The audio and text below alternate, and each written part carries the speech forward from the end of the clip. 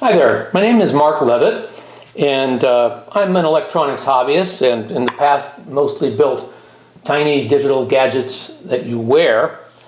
But recently I got a 3D printer, this Prusa i3, and I met someone who was working on a very ambitious robotics project, a 6 degree of freedom robotic arm, and I guess I volunteered to work on a gripper for it. So this is an experiment in using 3D printing to make a robotic gripper, and the gripper has some smarts, some sensors and some computing intelligence, which I'll get into later. Let's take a look at the parts that are involved here.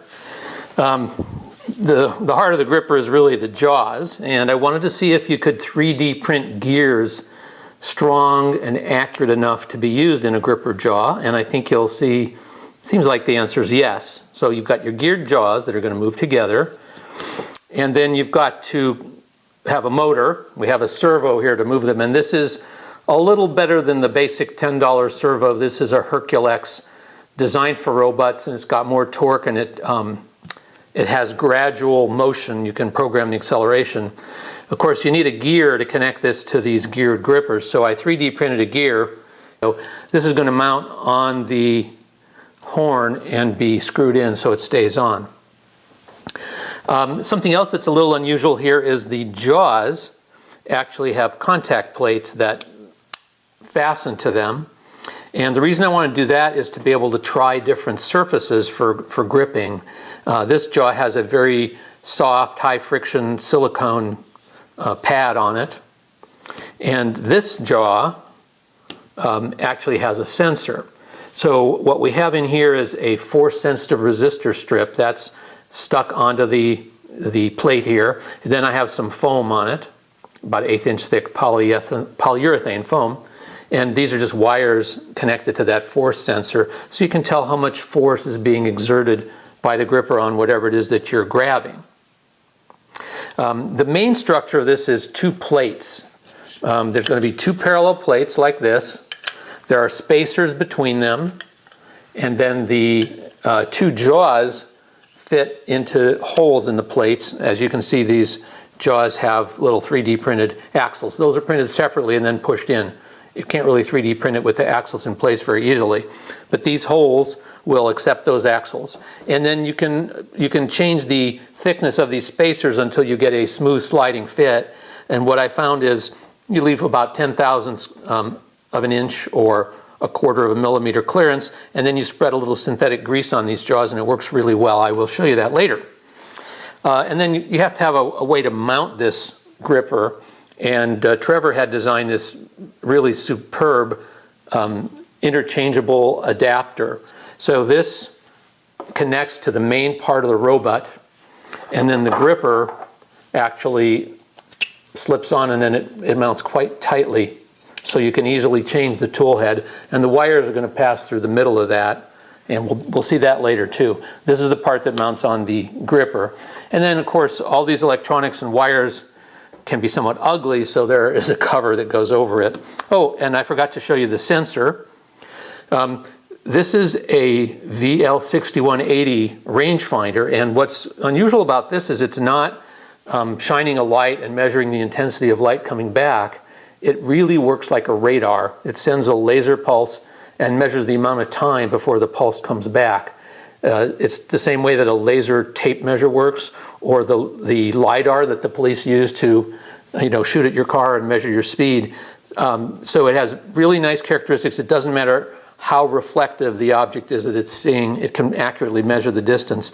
And that's going to mount on the chassis and shine between the jaws, so we can tell when something comes between the jaws and grip it. And then of course we need a brain for this. I like the Teensy microcontroller. It's like an Arduino, but it's much smaller. And I've made a little custom PC board here that the Teensy mounts on. This just breaks out the connections I want with pins that I can attach and remove. And there's some circuitry here to process the signal from this force sensitive resistor. It's an operational amplifier, very simple. So next thing I'm going to do is actually assemble this.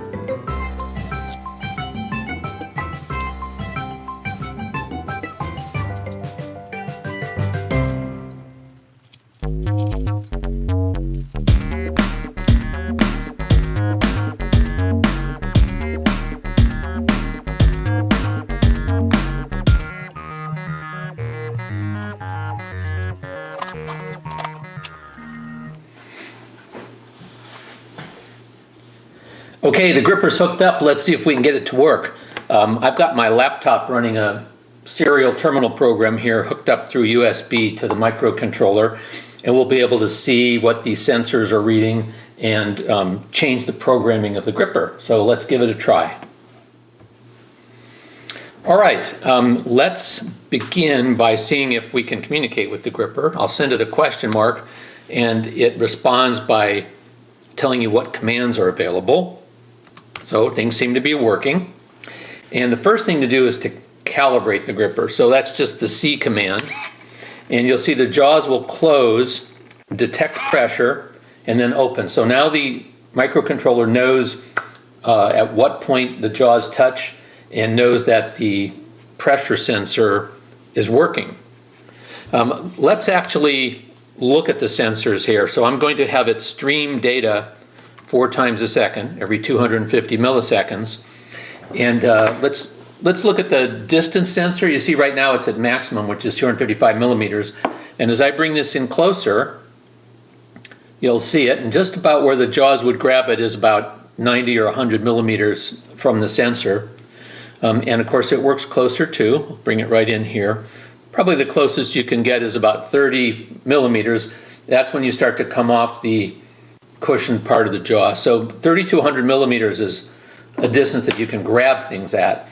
Now let's look at the pressure sensor. If you watch the readout, I'm going to use my finger to press on it here. It starts with a pretty gentle touch. And as I squeeze harder, that pressure reading can go up to over 500. Okay, much more interesting is to train the gripper to grab an object at a specific distance and with a certain pressure. So I'm going to put it in learn mode. I'm going to tell it to learn this object and grab it with 40 units of pressure. And once it's in learning mode, it will watch the object approaching, and when it stops approaching, it will slowly grab it, reach that pressure, measure the object, and remember that. So I'm going to bring the object to about here, hold it, it will grab it, measure the pressure needed, and release it. Now it's programmed in that learn mode, so let's watch it do its thing automatically. It'll hold it for 3 seconds and drop it, and that's programmable too. Let's see if we can program it to do something more delicate, like this cardboard tube, and to grip it gently. So I'm going to put it back in learning mode and tell it to only grip with 10 units of pressure, which is about the lowest you can program it. And I'm going to move it in, stop about here, let it grab it and measure, and it'll let go. There you go. So now let's see if it works. I'm going to bring it in. Notice it's not crushing the tube.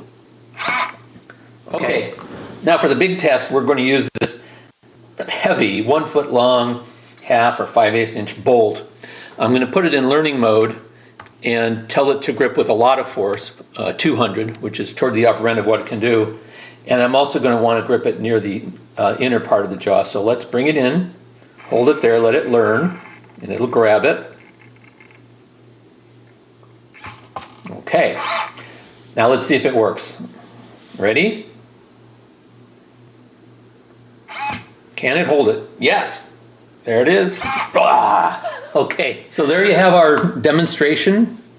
Robot gripper designed for to be printed with a 3D printer in plastic, programmed with an Arduino-like microcontroller, and has some automatic smart functions. And as you can see, it has a pretty good grip. And it can grip more delicate things too. So I'm happy with this experiment. If you want to build it, all the files are right here in this repository, and we hope you'll have fun with it. Thanks for watching.